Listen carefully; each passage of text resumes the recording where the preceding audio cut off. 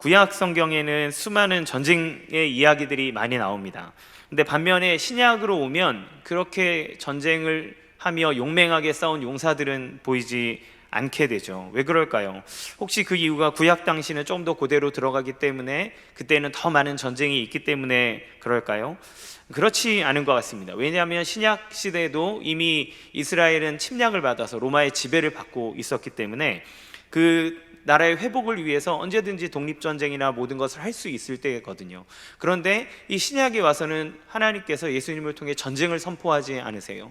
뿐만 아니라 한 역사학자에 의하면 지난 3000년 동안의 전쟁이 없었던 시기, 3000년 동안에 과거 3000년 동안에 전쟁이 없었던 시기는 한 268년 정도밖에 되지 않는다, 이렇게 얘기를 하고 나머지의 기간 동안은 거의 대부분 전쟁이 있었다고 얘기해요.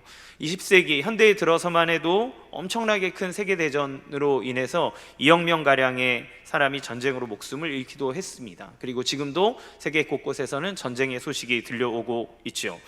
전쟁이 과거에만 국한된 것이 아니라면 그러면 왜 지금 얘기하지 않는 이 전쟁에 대한 이야기가 구약 시대에는 그토록 많이 나오고 있을까요? 그것은 구약에 나온 전쟁이 단지 분쟁과 이권을 위한 전쟁이 아니라 하나님 나라를 위해 풀어가시는 하나님의 영적 전투를 암시하고 있기 때문에 그렇습니다. 따라서 신약에 전쟁이 없다라고 얘기할 수 없는 것이 전쟁의 양상이 바뀌어 버린 것이죠. 우리가 옛날에는 옛날에 이제 고대 전투에는 칼을 들고 이렇게 막 몸을 부딪히는 백병전인 전투가 있었습니다. 그런데 활이 개발되면서 멀리 쏘게 되고 나중에 근대 현대로 오면서 총을 쏘게 되었죠. 그래서 현대전이 일어났을 때는 같이 붙어서 싸우는 것보다 참호를 파고 멀리서 이렇게 총을 계속 쏘아댔어요. 폭탄을 쏘고.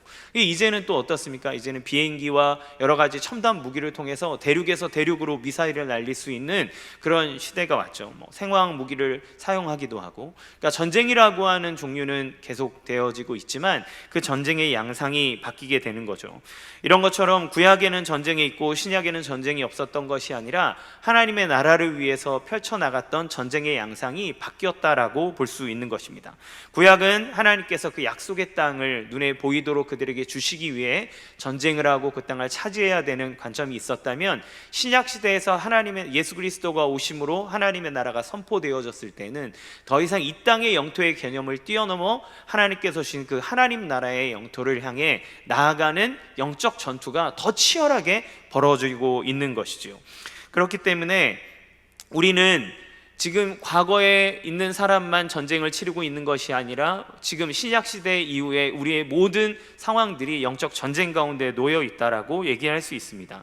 오늘리교회 이재우 목사님이 그 영적 전쟁이라는 책에서 이렇게 얘기하더라고요. 하나님을 대적하는 영적 세력이 있기에 하나님이 창조하고 축복하시는 하나님의 자녀들, 그러니까 그분의 백성에 대한 악한 영들의 공격으로 일어나는 전쟁이 영적 전쟁이다, 이렇게 얘기를 했어요. 그러면서 악한 영들은 하나님의 자녀들을 끊임없이 공격한다.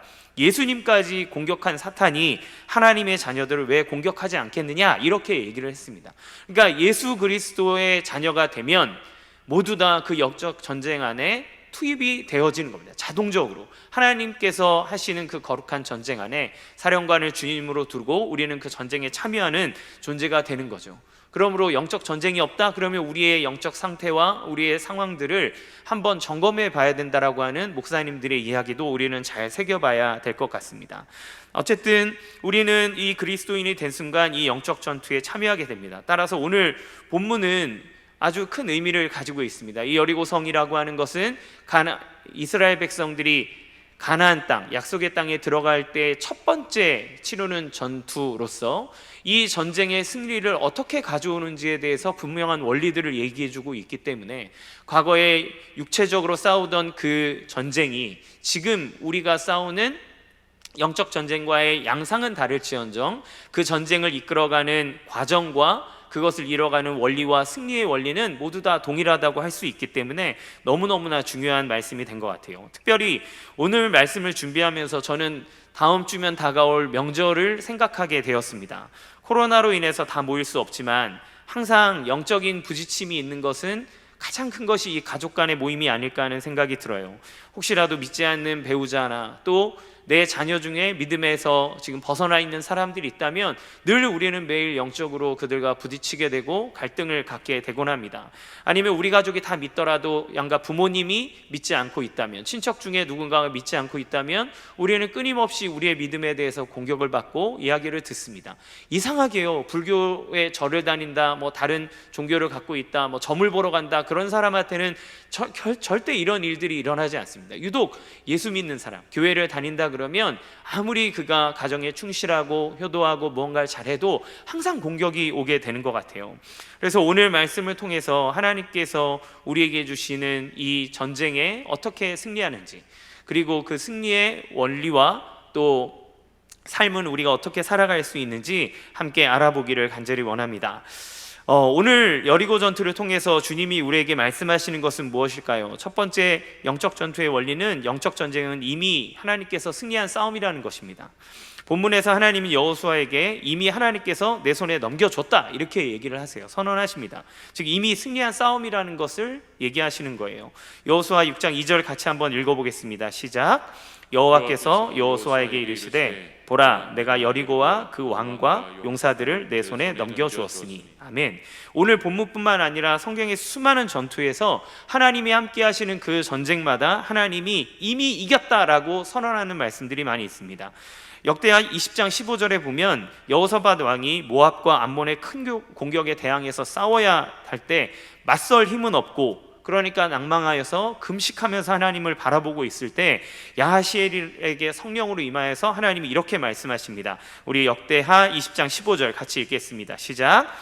야하시엘이 이르되 온 유다와 예루살렘 주민과 여호사밧 왕이여 들을지어다. 여호와께서 이같이 너희에게 말씀하시기를 너희는 이 큰 무리로 말미암아 두려워하거나 놀라지 말라. 이 전쟁은 너희에게 속한 것이 아니요 하나님께 속한 것이니라. 아멘.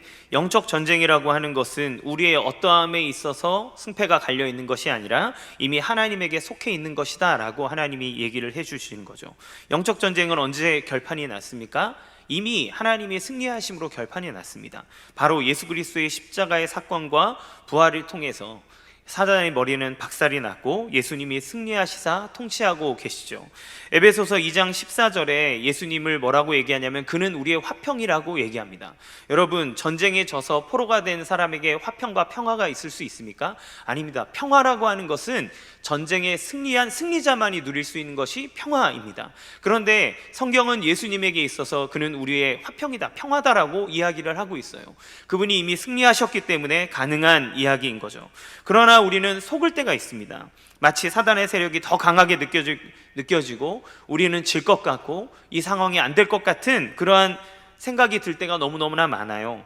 우리가 영적 전쟁을 생각할 때 착각해서는 안 되는 것이 있습니다. 그것은 하나님과 사탄의 세력이 동등해서 사탄이 이기다가 또 하나님 어떤 일을 통해서 하나님이 이기다가 이런 상황이 되는 것이 아니라는 것입니다. 하나님은 사탄과 비교될 수 있는 존재가 아니에요. 그분은 창조주십니다. 사탄은 한낱 피조물에 불과합니다. 그는 단지 그에게서 그의 하나님의 선에 대해서 배반한 기생하는 존재에 불과합니다. 어거스틴은 악은 선에 기생한다는 표현을 썼어요. 그러니까 선에 대한 배반으로 악이 출현했다는 말입니다. 따라서 사탄의 전술은 기만입니다. 그가 잘하는 것은 속이는 겁니다. 그가 사람을 죄에 어떻게 빠뜨리겠습니까? 하나님의 영광으로부터 멀어지게 하여서 그가 선악을 알게 하는 나무를 먹었을 때 너가 하나님처럼 될 수 있다라고 속였죠. 지금도 끊임없이 사단이 우리에게 펼치고 있는 전술 중에 하나는 무엇이냐면 기만하는 겁니다. 속이는 겁니다. 하나님은 이길 수 없어. 너가 하나님의 뜻대로 산다면 넌 손해를 볼 거야. 너가 하나님께 아무리 부르짖어봐라 너의 기도가 들어지나? 되지 않잖아. 너가 몇 년을 기도했는데 아무 일도 일어나지 않잖아 라고 얘기하면서 하나님이 하실 일들에 대해서 의심하게 하고, 그리고 눈을 들어 다른 것을 보게 만드는 것이 사단의 전술인 것이죠.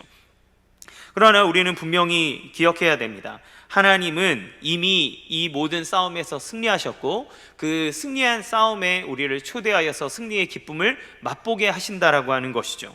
그렇다면 이미 이 승리한 싸움이라면 왜 우리에게 이토록 어려움이 존재하고 있을까요? 왜 아직까지 해결되지 않고 있는 문제들은 여전히 우리에게 존재할까요? 이 영적 전쟁의 원리 두 번째입니다. 결과를 맛볼 하나님의 때가 반드시 있다라는 것입니다.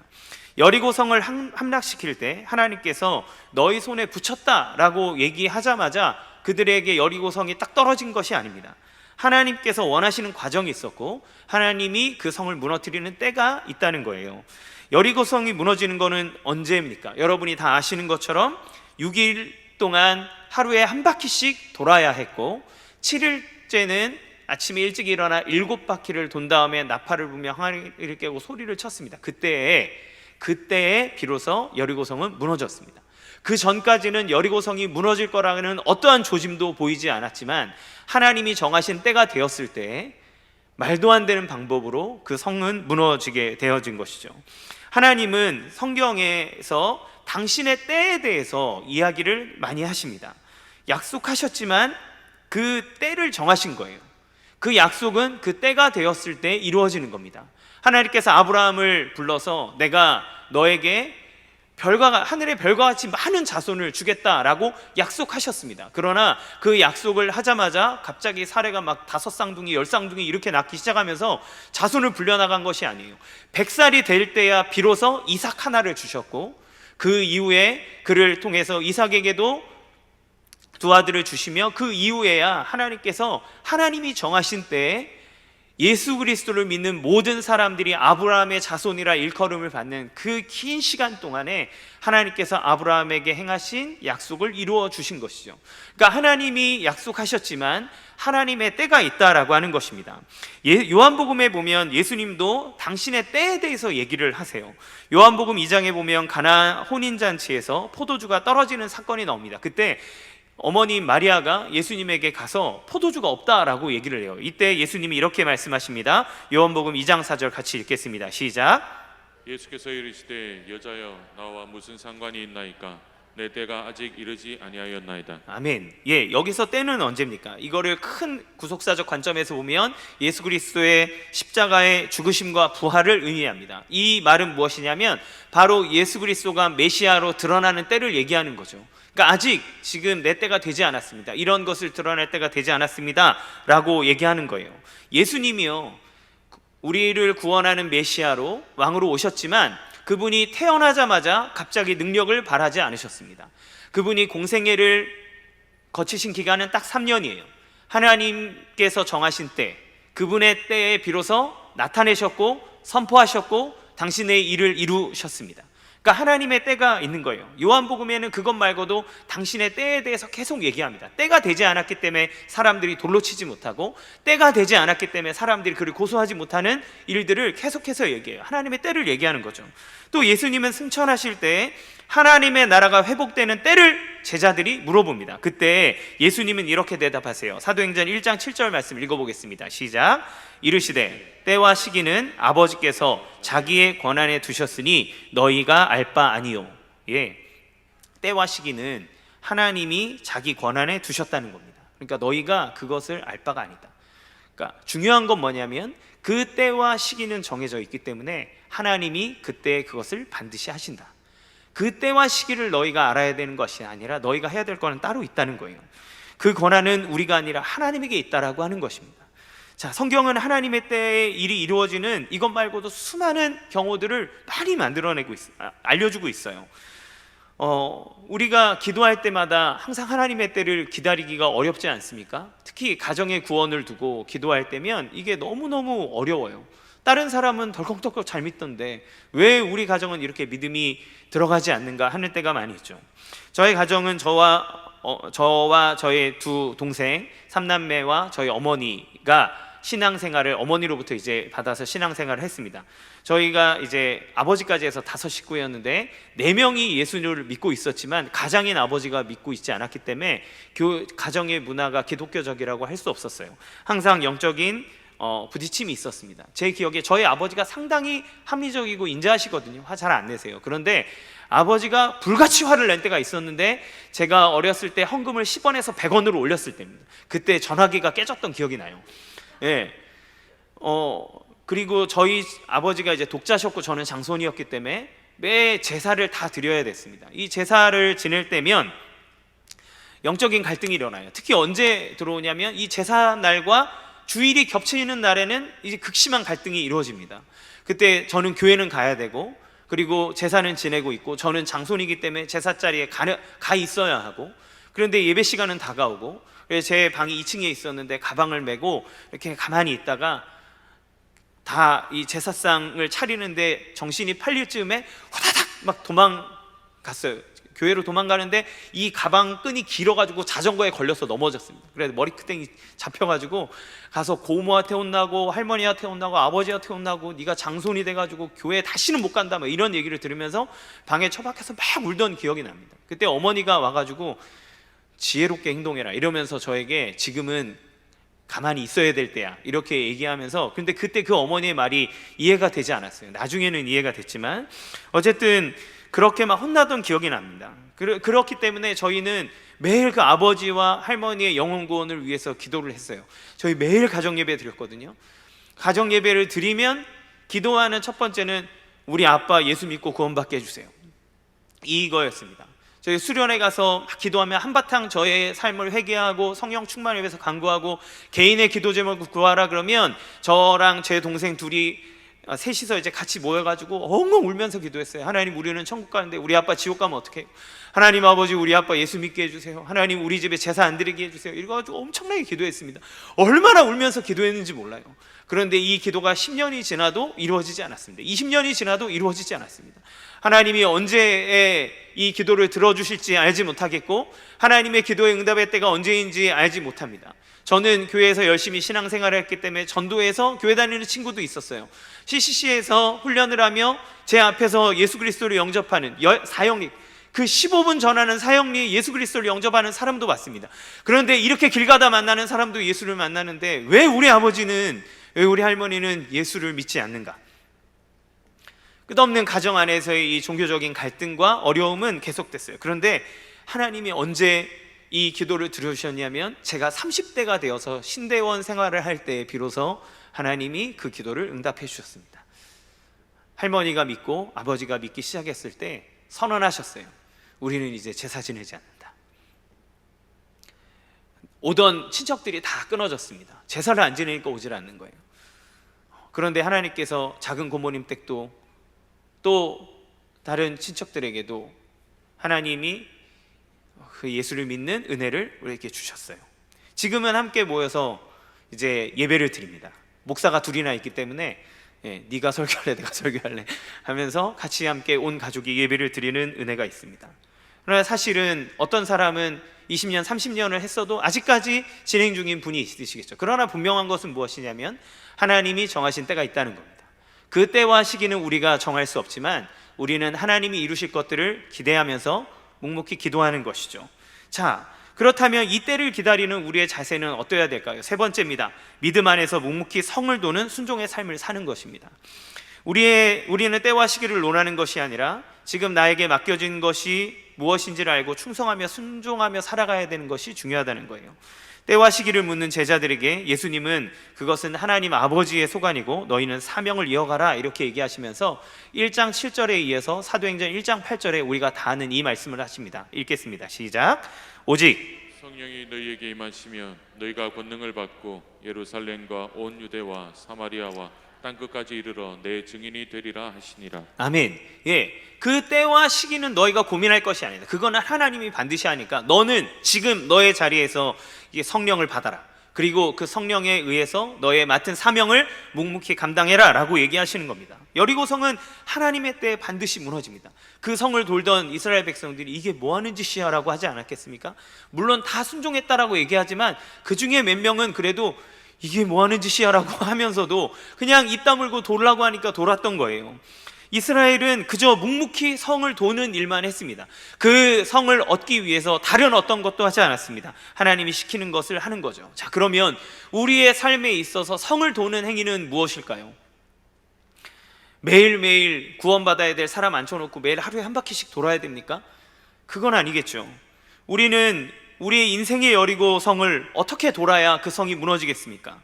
성을 도는 것은 그들이 행했던 주술적인 행위가 아니라는 겁니다. 미신도 아닙니다. 이것은 여호수아를 통해서 하나님께서 주신 말씀에 대한 순종입니다. 그 행위 자체가 아니라 그들이 하나님의 말씀에 순종하여 성을 돌았기 때문에 그 행위는 능력을 발휘하게 된 것이죠.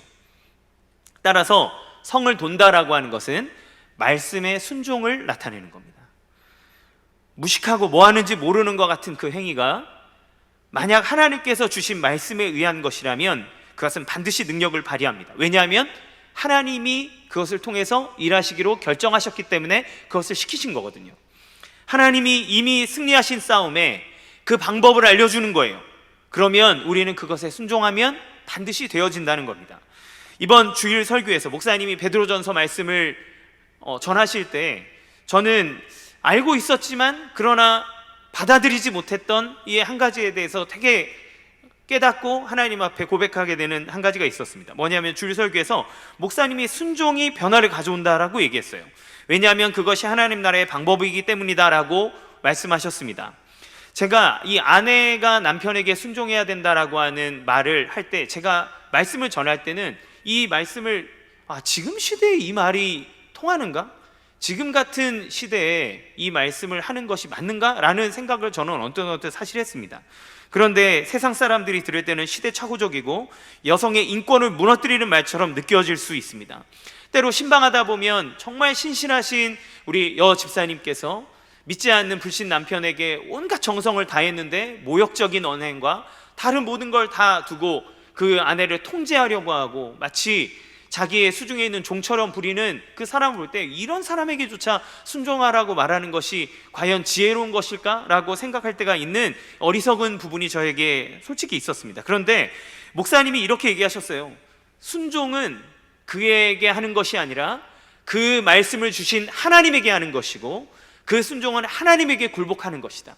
그러므로 그 순종을 통해서 하나님이 역사하신다. 그러므로 국가에게 지금 있는 이 제도 안에 순종해라.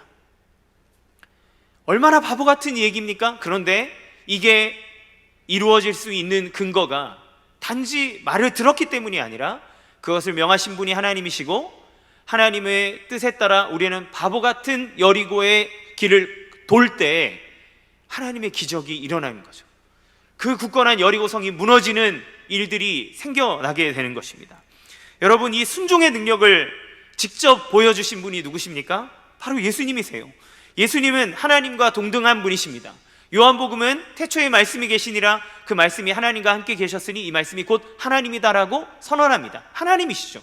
그런데 그분은 스스로 자기를 종의 형체를 가져서 낮추셨습니다. 하나님에게 순종하셨습니다. 우리가 성부, 성자, 성령 그러니까 마치 이 순서대로 하나님의 권력을 갖고 있는 것처럼 얘기하지만 그러나 성경을 얘기하기를 하나님은 성부, 성자, 성령으로 한 분이라고 얘기하면서 그 영광과 권위와 능력은 동등하다라고 얘기합니다. 그 동등한 하나님이 자기를 낮추어서 순종의 자리에 들어갑니다. 순종의 자리에 들어가서 그 일을 묵묵히 감당합니다. 십자가에 못 박으라고 하니까 못 박으십니다. 아버지요, 할 수 있거든 이 잔을 내게서 옮기시옵소서. 그러나 내 뜻대로 마시고 아버지의 원대로 되기 원합니다. 이게 예수님의 방법이셨잖아요. 그 순종의 자리에 들어가셨을 때 예수님은 모든 사망의 권세를 깨고 지옥의 권세를 부수고 승리하셔서 지금 온 땅을 다스리는 왕으로 군림하십니다. 그것이 하나님의 방법이라고 예수님은 얘기하시는 거죠. 우리의 삶의 현장에서 하나님의 말씀을 듣고 순종하는 길이 바로 승리와 직결되는 길이라는 것을 여러분 기억하시기 바랍니다. 여러분, 지금 특세기간 하나님께서 우리에게 베드로전서를 통해서 저 하나님 나라를 향해 나아가는 순례자로서 우리가 이 땅에서 어떻게 살아가야 되는지, 무엇을 바라보며 살아야 되는지, 이 땅에서 우리는 어떻게 관계를 맺으며 어떻게 지혜롭게 살아가야 되는지를 이인호 목사님을 통해 계속 이야기해주고 계세요. 우리는 이 말씀에 귀를 기울여야 합니다. 그 귀 기울인 말씀, 그리고 나에게 주신 말씀을 마음속에 간직하고 하나님이 성을 도르라 그러면 도는 거예요. 그게 이기는 방법입니다. 그게 어떻게 가능합니까? 그리고 공성전을 펼치면 지는 겁니다. 아이성에서 보기 좋게 지지 않습니까? 우리는 하나님의 말씀을 들어야 돼요. 그리고 순종하는 것이 바로 이 성을 도는 행위입니다. 그러면 하나님의 때에 반드시 하나님이 승리하게 하십니다. 이미 하나님이 승리를 약속하셨고 그리고 하나님은 그것을 당신의 때에 이루실 것입니다. 사랑하는 성도 여러분, 혹시 여러분 마음 가운데 여러분은 눈물 짓게 하는 수많은 문제들, 내 인생에 여리고성이 존재합니까? 이미 하나님이 여러분의 손에 넘기신 줄로 믿으시기 바랍니다. 그것은 우리가 하나님의 말씀을 듣고 하나님의 말씀에 따라 묵묵히 사명을 감당하며 믿음을 가지고 걸음을 걸어 나갈 때 하나님 반드시 행하시는 줄로 믿습니다. 여러분의 삶 가운데 놀라운 승리의 역사가 임하기를 주님의 이름으로 간절히 축원합니다. 함께 찬양하겠습니다. 세상의 유혹 시험이 내게 몰려올 때 우리 같이 함께 찬양하면서 우리 가운데 있는 영적 전쟁이 이미 하나님 앞에 속하였고 하나님이 승리하셨고 하나님이 일하시는 것을 선포하며 나가기 원합니다.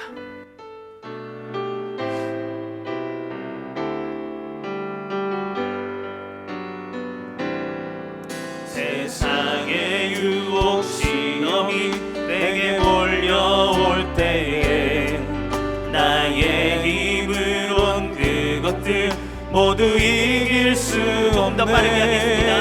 거대한 폭풍 가운데 위축된 나의 영혼 어찌할 바를 몰라 헤매이고 있을 때 주를 찬양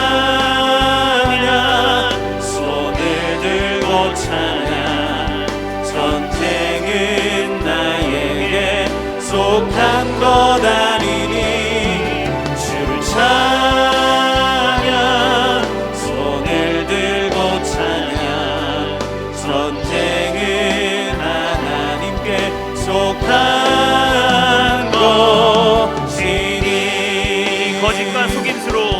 거짓과 속임수로 가득 찬 세상에서 어디로 갈지 몰라 머뭇거리고 있네. 공중의 권세 잡은 자 지금도 우리들을 실패와 절망으로 넘어뜨리려 하네. 주를 찬양 손을 들고 찬양 전쟁은 나에게 속한 것 아니니 주를 찬양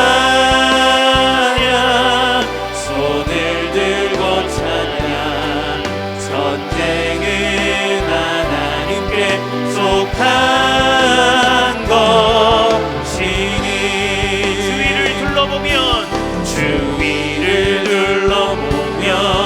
아무도 없는 듯 믿음의 눈을 들면 보이는 분 계시네. 지금도 내 안에서 역사하고 계시네. 사망과 어둠의 권세 물리치신 예수님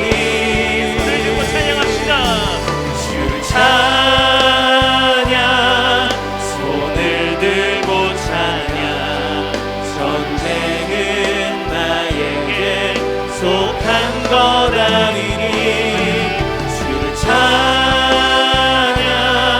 손을 들고 찬양 전쟁은 하나님께 속한 것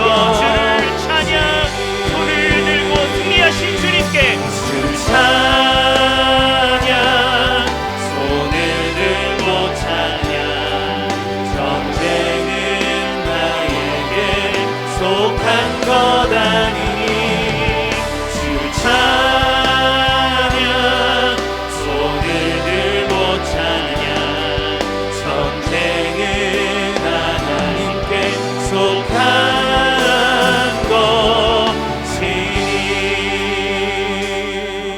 이 시간 같이 함께 기도 제목을 보고 기도하겠습니다. 영적 전쟁이 하나님께 속한 것과 그리스도로 말미암아 이미 승리하신 것을 믿고 승리자의 자세로 살아가게 하옵소서. 하나님의 때가 있음을 알고 기다리는 믿음을 주옵소서. 하나님의 말씀에 순종하여 지금 내게 맡겨주신 사명을 믿음 가지고 묵묵히 감당하게 하옵소서. 이 시간 같이 함께 주여 한번 부르고 여러분의 삶에 있는 모든 영적 전쟁 가운데 승리로 이끌어달라고 우리 주여 한번 부르고 기도하겠습니다. 주여